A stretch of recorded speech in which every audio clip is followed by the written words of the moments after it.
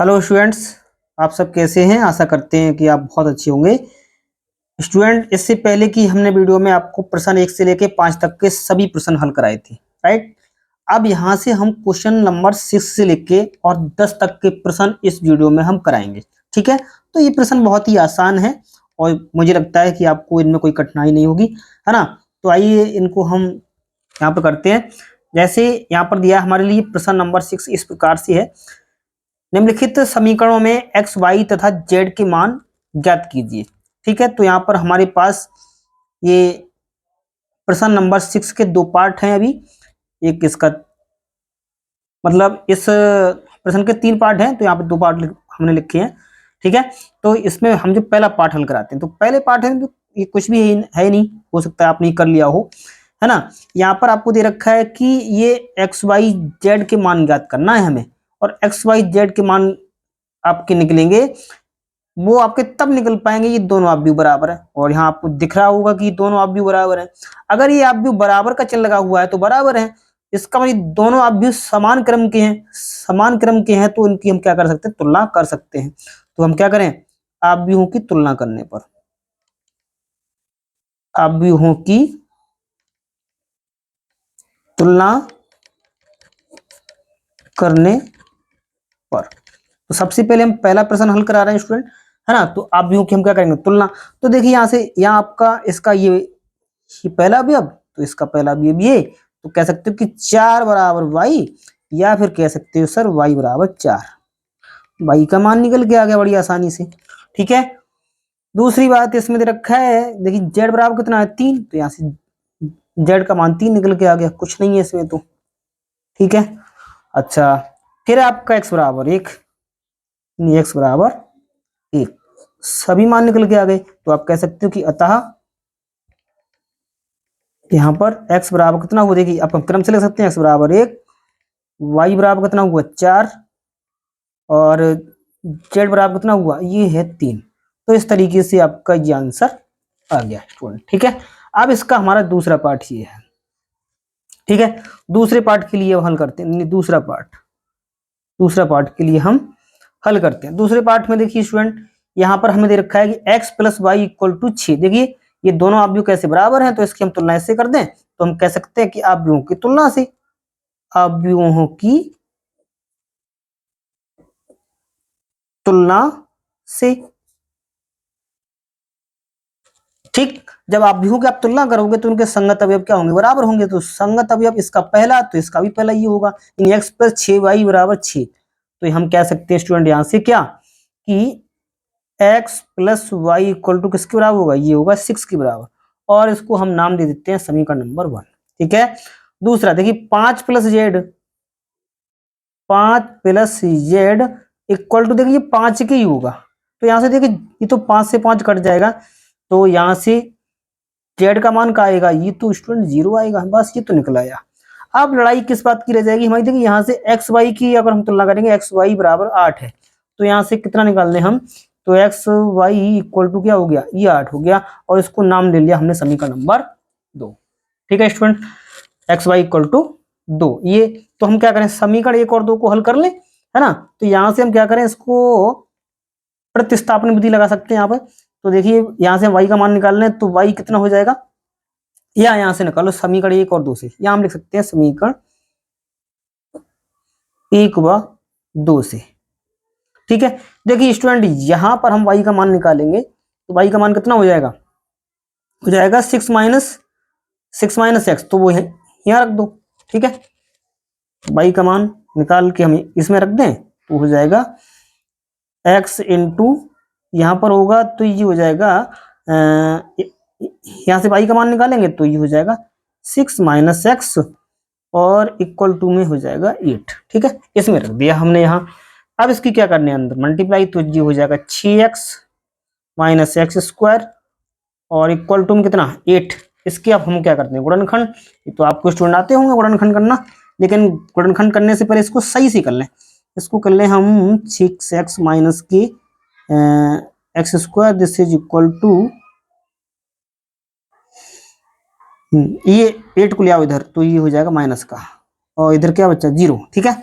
अब इसको x square का गुणांक आपका ये पॉजिटिव होना चाहिए, तो ये एक्स स्क्वायर माइनस के 6x प्लस के 8 इक्वल टू 0।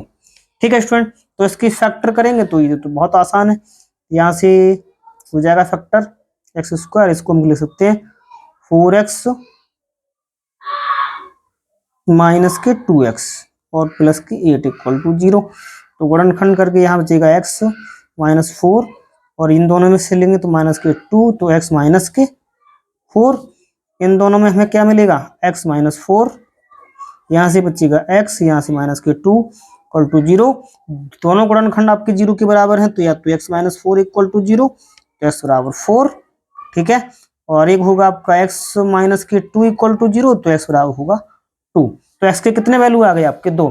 ठीक है, तो जब x बराबर देखिए, अब स्टूडेंट यहाँ पर हम x बराबर 4 लेंगे, जब x बराबर देखिए 4 लेंगे स्टूडेंट यहाँ पर, अब हम x बराबर 4 लिखेंगे यहाँ पर, तो y बराबर देखो कितना आएगा 2 आएगा, तो y बराबर आएगा 2। ठीक है, और जब हम x बराबर 2 लेंगे, ठीक है, x बराबर हम 2 रखेंगे तो y बराबर आएगा 4। ठीक है, तो इस तरीके से ये मान आपके निकल के आते, और यहाँ पर साथ ही आपका जो z का मान कितना आया था वो 0 आया था, तो यहाँ हम ले सकते हैं, देखिए x बराबर 2, y बराबर 4 और z बराबर क्या है 0। तो इस तरीके से आपके ये मान आ गए। ठीक है, तो यही आपका क्या होगा राइट आंसर होगा। ठीक है, तो इस प्रकार से आपके ये 2 पार्ट इसके हो गए। अब हम इसका तीसरा पार्ट हल कराते हैं। ठीक है स्टूडेंट, अब देखिए स्टूडेंट इसका तीसरा पार्ट कैसे है। तीसरा पार्ट है हमारे पास ये, है ना, तो ये आपको 2 आव्यूह दिए हमारे लिए, ये आपका प्रश्न नंबर 6 का ये तीसरा पार्ट है। ठीक है, तो दोनों आव्यूह ये किसके बराबर है, आपस में बराबर ही है, तो जब ये बराबर है तो इसकी हम क्या कर सकते हैं तुलना, तो हम कह सकते हैं कि आव्यूहों की तुलना से, आव्यूहों की तुलना करने पर, राइट। और जैसे ही इसके हम स्टूडेंट यहाँ पर तुलना करेंगे, तो देखिए एक पहला अवयव है ये पूरा x plus y plus z, इसको मिलके हम एक अवयव बोलेंगे, अलग अलग मत मानना इसको, है ना। तो इधर ये पहला अवयव ये है, तो x plus y plus z equal to किसके हो जाएगा 9 के बराबर हो जाएगा, नहीं x plus y plus z equal to हो जाएगा 9, और इसको नाम दे दो समीकरण नंबर 1, मीठी मीठी, सही है। दूसरी इक्वेशन देखिए यहां से बन जाएगी x plus y sorry x plus z, और ये किसके बराबर हो जाएगी, ये 5 के बराबर है, इसको नाम दे दो समीकरण नंबर 2। ठीक है, और तीसरी इक्वेशन आपकी यहां से बननी यानी y plus z equal to 7, और इसको नाम दे दो समीकरण नंबर 3। देखिए स्टूडेंट यहाँ पे हमें 3 इक्वेशन बनेंगे। देखिए ये 2 तो आपकी हैं 2 चर में, लेकिन पहली इक्वेशन है आपकी 3 चर में x y और z में, तो हम पहली इक्वेशन को भी हम 2 चर में लेके आते हैं ताकि हमारा काम बन जाए। तो स्टूडेंट देखिए यहाँ दिख रहा होगा, देखिए यहाँ x और z है, यहाँ x y और z तीनों है, तो हम क्या करें समीकरण 1 में से समीकरण 2 को देखो यहाँ से घटा दें, समीकरण 1 में से तो x से x कट जाएगा, z से z कट जाएगा, y का मान निकल के आ जाएगा। तो हम क्या करें यहाँ से, यहाँ पर हम लिख दें समीकरण 1 में से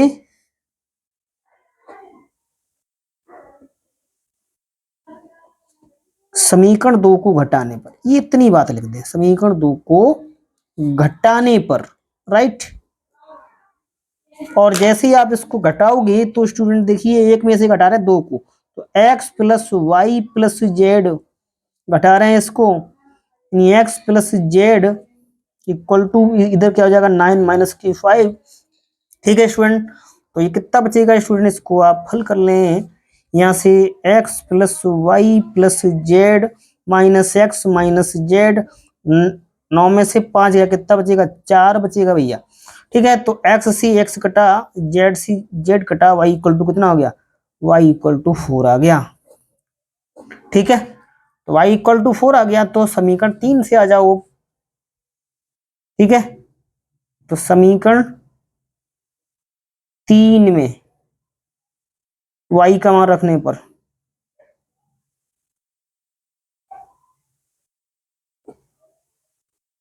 और जैसे समीकरण 3 में y का मान रखोगे यहाँ, तो जाएगा 4 प्लस जेड इक्वल टू 7, तो z इक्वल टू जाएगा 7 माइनस 4 तो ये मिलेगा आपको 3, यानी z इक्वल टू कितना आ गया, ये आ गया 3। ठीक है, y का भी आ गया, z का भी आ गया। अब किसका बच्चा भैया, x का बच्चा, तो समीकरण 2 से आ जाओ। देखो तो समीकरण 2 में z का मान रखने पर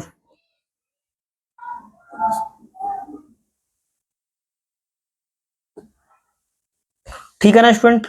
और जैसे ही इसमें आप z का मान रखोगे, यहाँ पे देखिए इसमें 2 में तो x का निकल आएगा, है ना, यहाँ से। तो ये हो जाएगा आपका x प्लस 3 इक्वल टू 5। तो ये हो जाएगा 5 माइनस 3, और यहाँ से आप हल करोगे तो x बराबर आएगा 2। ठीक है, तो आपके x के भी मान निकल आ गया, y का और z का नहीं तो लिखोगे आप, अतः x बराबर, देखिए 2x का मान 2 है, y का कितना 4 है, y बराबर 4 तथा z बराबर है 3। ठीक है, तो इस तरीके से आपका ये राइट आंसर हो गया स्टूडेंट। तो ये आपके प्रश्न 6 के 3 पार्ट थे, हमने वो आपको हल करा दिए। अब हम देखते हैं क्वेश्चन नंबर 7 के लिए। ठीक है स्टूडेंट, तो हमारा क्वेश्चन नंबर 7 ये है कि समीकरण आपको दी गई है, समीकरण आपको यहां से ये इतने बराबर ये दिया है, तो यहां से क्या निकालना है आपको, ए बी सी तथा डी के मान ज्ञात करें। देखिए यहाँ पर स्टूडेंट हमारे लिए, देखिए इसमें 4 चर हैं, ए बी सी और डी के मान ज्ञात करना है ना, और ये दोनों अवयव बराबर हैं। जब दोनों अवयव बराबर हैं तो यहाँ से हम क्या कर सकते हैं, हल करते हैं इसे। हमें जो दिया है नहीं यहाँ पर a minus b, 2a plus c, 2a minus b, और ये 3c प्लस के डी, ये अवयव इस अवयव क्या है, ये बराबर है कौन से की, ये वाले के, -15013 इसके बराबर है। और ये दोनों अवयव किस क्रम के हैं, 2/2 क्रम के हैं स्टूडेंट। तो अगर अवयव समान है तो हम क्या कर सकते हैं, संगत अवयव बराबर कर सकते हैं, है ना। तो हम कह सकते हैं कि संगत अवयवों की तुलना करने पर, यानी संगत अवयवों की तुलना करने पर, तुलना करने पर, राइट, इस तरीके से लिखा। तो यहां से देखिए a माइनस बी किसके बराबर है, -1 के, तो स्टूडेंट यहां से मिलेगा a minus b equal to -1 मिलेगा। इसको नाम दे दिया हमने समीकरण नंबर 1। दूसरा देखिए a माइनस बी, यहाँ क्या, देखिए यहां से 2a minus b, 2a minus b equal to किसके हो जाएगा, ये तो स्टूडेंट 0 के आ जाएगा, समीकरण नंबर 2, क्योंकि इसका ये दूसरा अवयव है दूसरी पंक्ति का, इसका भी ये क्या है 0। ठीक है, फिर हम देखिए यहां से निकालते स्टूडेंट कि 2a plus C equal to किसके होगा, ये 5 के होगा, है ना। यहाँ लिख सकते हैं कि 2a plus C equal to 5, और इसको नाम दे दो समीकरण नंबर 3, राइट। फिर नेक्स्ट बचा 3c प्लस की डी इक्वल टू हो गया 13, इसको नाम दे दिया समीकरण नंबर 4। अब इनको हम हल कर लेते हैं, जिससे हमारे ए और बी की मान निकल के आ जाएंगे। देखिए यहाँ से समीकरण 1 और 2 से पढ़ते हैं हम स्टूडेंट, देखिए है ना स्टूडेंट। तो समीकरण 1 और 2 से, 1 व 2 से, ठीक है। इसमें हम क्या करें स्टूडेंट, देखिए समीकरण 2 में से 1 को क्या कर दें, माइनस कर दें, है ना, यानी 2a minus b equal to 0, और इसमें से समीकरण 1 को माइनस कर देने, a माइनस की बी इक्वल टू -1। माइनस करना है तो सबके चिन्ह बदल जाएंगे, नहीं माइनस प्लस, यहाँ प्लस हो जाएगा, ये दोनों कट गए, 2a में से 1 ही गया तो क्या बच्चा, a बच्चा, इधर क्या बचा, केवल प्लस का 1 बच्चा, यानी a बराबर बना गया। a का मान स्टूडेंट क्या आ गया 1, जब a का मान बना गया तो समीकरण 2 में रख दो, तो रख दो a का मान 2 में रखने पर, a का मान समीकरण 2 में रखने पर, राइट स्टूडेंट। तो समीकरण जैसे 2 में रखोगे तो देखो b का मान निकल के आएगा, यहाँ रखोगे तो 2b गुणा 1 माइनस बी इक्वल टू 0, है ना। तो ये आ जाएगा -b इक्वल टू -2, माइनस से माइनस कट गया तो b बराबर आ गया 2। स्टूडेंट b का मान भी निकल के आ गया, a का मान भी निकल के आ गया। अब हम c का चाहिए, तो समीकरण अब रख दो b का मान समीकरण 3 में रखने पर, b का मान समीकरण 3 में रखने पर, और जैसे बी का मान समीकरण 3 में रखोगे स्टूडेंट, देखिए समीकरण 3 ये है 2a प्लस सी, तो यहां से सी का मान, सॉरी बी का मान, हाँ स्टूडेंट ए, सॉरी बी का मान, यहाँ स्टूडेंट ये बी का मान नहीं है भैया, ये ए का मान करते हैं, यहाँ ए का करो, क्योंकि ए का मान रखोगे ना यहाँ, ए का मान समीकरण यहाँ रखेंगे अपना 3 में, तो 2a1 या 2 हो जाएगा, तो सी का मान निकल के आ जाएगा, है ना। तो यहाँ पर ए कर लेना, तो यहाँ रखेंगे 2 गुणा 1 प्लस की सी इक्वल टू 5, है ना, 2 प्लस सी इक्वल टू 5, तो सी बराबर कितना हो गया 5 माइनस 2, और इसका मतलब है 5 में से 2 गया 3 बच्चा, सी का मान कितना आ गया 3 आ गया, सी का मान 3 निकाल के आ गया। अब ये सी का मान कहाँ रखते हैं, समीकरण नंबर 4 में, यहाँ स्टूडेंट यानी 3c प्लस डी, तो यहां से हमारा जो डी का मान निकल के आ जाएगा, तो लिखते हैं सी का मान समीकरण 4 में रखने पर, और जैसे यहां रखोगे तो सी का मान कितना आया 3, तो यहां होगा 3 इंटू 3, यहाँ 3 इंटू 3 रख दें, तो 3 इंटू 3 प्लस की डी इक्वल टू 13, 3 जा 9 प्लस डी इक्वल टू 13, या डी बराबर हो गया 13 माइनस के 9, है ना। तो 13 में से आपके 9 का कितना बचे 4, यानी डी बराबर कितना आ गया 4।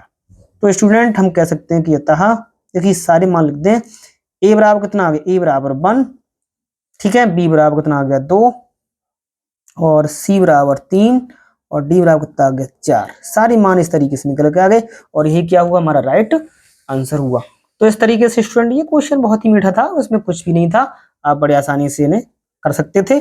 अब हम देखते हैं नेक्स्ट हमारा क्वेश्चन है 8वां, उसे देखते हैं स्टूडेंट। हमारे पास नेक्स्ट क्वेश्चन 8वां है कि ए बराबर ए आई जे और होल में क्या है आपका, या व्यू एम क्रॉस एन एक वर्ग का व्यू है यदि, तो अब आपको मालूम है स्टूडेंट, हमने बेसिक में आपको बताया था, यदि कोई वर्ग का व्यू होता है तो उसके पंक्तियों की संख्या और स्तंभों की संख्या क्या होती है, बराबर होती है। और आपको याद हो मैंने ये भी बताया था कि पंक्तियों की संख्या को हम एम से डिनोट करते हैं और स्तंभों की संख्या को एन से डिनोट करते हैं। तो इसका मतलब इसमें देख लीजिए जो दोनों बराबर होंगे, यानी पंक्तियों की संख्या और स्तंभों की संख्या, तो ये तो ऑप्शन यही हुआ, यानी कौन सा सी, यानी एम बराबर सी। तो इसका उत्तर कौन सा हो जाएगा, उत्तर हो जाएगा सी, कौन सा, एम बराबर एन। तो इसमें तो कुछ नहीं करना था, ये तो बहुत ही आसान है, ठीक है। अब स्टूडेंट हम देखते हैं क्वेश्चन नंबर 9। क्वेश्चन नंबर 9 हमारा इस प्रकार से है कि एक्स तथा वाई के किन मानों के लिए आव्यूह के निम्नलिखित युग्म समान है, मतलब ये दो आव्यूह हमें दिए हैं यहाँ, उसके युग्म समान है, ये कब, एक्स और वाई के किन मानों के लिए। तो आइए स्टूडेंट यहाँ देखते हैं। तो स्टूडेंट देखिए सबसे पहले हम क्या करें, क्योंकि ये दोनों आव्यूह समान है, तो हम कैसे लिखेंगे, चूंकि आव्यूह समान है, आव्यूह कैसे हैं, समान है, आव्यूह यदि समान है ना, तो हम यहां पर ये कह सकते हैं संगत अवयवों की हम क्या करते हैं, यहां पर तुलना करते हैं, है ना। तो संगत अवयवों की तुलना से, संगत अवयवों की तुलना से। अब स्टूडेंट जिस तरीके से हम संगत अवयवों की यहां से तुलना करेंगे, तो देखिए यहां से 3x प्लस 7 किसके बराबर हो जाएगा, 0 के, यानी हम कहेंगे sir 3x plus 7 equal to 0। तो यहां से देखिए 3x बराबर हो जाएगा माइनस के 7, और स्टूडेंट x बराबर आएगा माइनस के 7/3। देखिए स्टूडेंट एक x का मान ये निकला, ठीक है।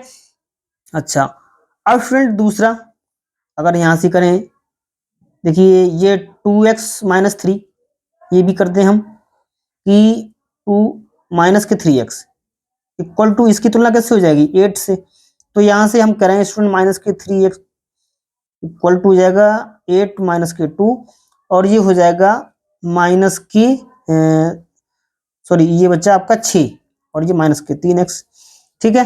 तो x बराबर कितना आ जाएगा 6 बटे माइनस के 3, 3 एकम 3 दूनी 6, इन x बराबर आ गया -2। स्टूडेंट यहाँ एक बात सुने, देखिए यहाँ x का मान कितना दे रहा है माइनस के 7/3, और यहाँ x का कितना मान आ रहा है 2, इन्हीं एक आव्यूह इन्हीं दोनों आव्यूह बराबर है, लेकिन x के आप अलग अलग मान आ रहा है ना, यहाँ पर x का मान कुछ आ रहा है, ये x का मान कुछ आ रहा है, तो x के अलग अलग मान होने के कारण यहाँ पर इसमें कोई सा ऑप्शन आपका ठीक नहीं होगा, क्योंकि यहाँ x का मान एक ही है, यहाँ पर x का मान एक ही है ना, यहाँ भी x का मान एक है।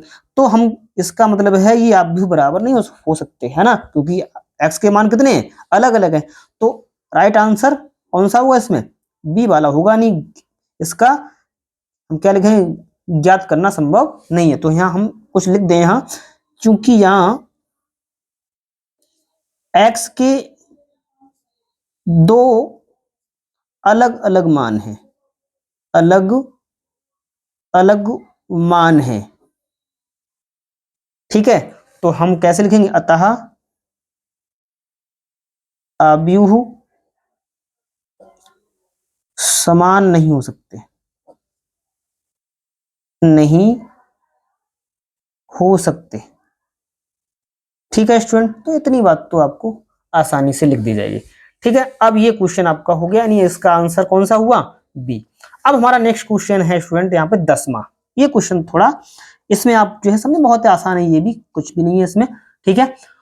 तो किस तरीके से करेंगे, यहाँ दिया है कि 3/3 कोटि के ऐसे अवयव की कुल कितनी संख्या होगी जिनकी प्रत्येक प्रविष्टि 0 या 1 है। देख स्टूडेंट यहाँ सुनना है, देखिए हमें एक ऐसे अवयव की रचना करनी है और वो कितने अवयव होंगे यहाँ पर कि जिनका क्रम कितना हो, 3/3, ठीक है। तो कुछ ऐसा अवयव होना चाहिए स्टूडेंट, कैसा, जैसे हम यहाँ पर एक उदाहरण तुम्हें दे दें स्टूडेंट, ये अवयव होना चाहिए कैसा, जैसे उसमें कितने अवयव हो, 3, जैसे एक अवयव यहाँ हो, दूसरा अवयव यहाँ हो, तीसरा अवयव यहाँ हो सकता है, राइट, ठीक, ऐसे यहाँ हो सकता है। इस तरीके से मैंने यहाँ पे ये जो है आपके बॉक्स बना दिए स्टूडेंट, ठीक है, जिससे आपको समझ में आ जाएगा। इस तरीके से इन बॉक्स में 0 या 1 मतलब हमारे पास दो अवयव ऐसे हैं 0 या 1, इन्हीं का प्रयोग करके इन बॉक्सों में ऐसे कितने अवयव बनाए जा सकते हैं, कितने, और किस क्रम के हों, यहाँ पे क्रम दे रखा है हमें 3/3 क्रम के, इन्हीं जो इसका जो क्रम है स्टूडेंट वो कितना है, 3/3 का है, राइट। तो इस तरीके से कितने अवयव बनेंगे, तो यहाँ हम सबसे पहले ये देख लें कि अवयव में, देखिए एक अवयव में अवयवों की संख्या कितनी होगी, तो यहाँ हम लिख सकते हैं चूंकि अवयव में 3/3 क्रम के अवयव में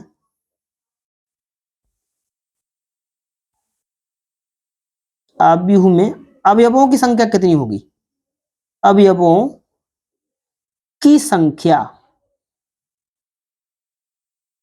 तो स्टूडेंट अवयवों की संख्या हमने जानते हैं कि होती है m × n, ये होती है। तो m का मान भी कितना है, यहाँ पे 3 है, n का मान भी 3 है गुणा में, तो 3 3 कितने हो जाएंगे 9, इन्हीं कुल मिला के हमारे कितने अवयव होंगे, इसमें 9 अवयव होंगे। जैसे हमने लिखा 1 2 3 4 5 6 7 8 9 अवयव तो होंगे।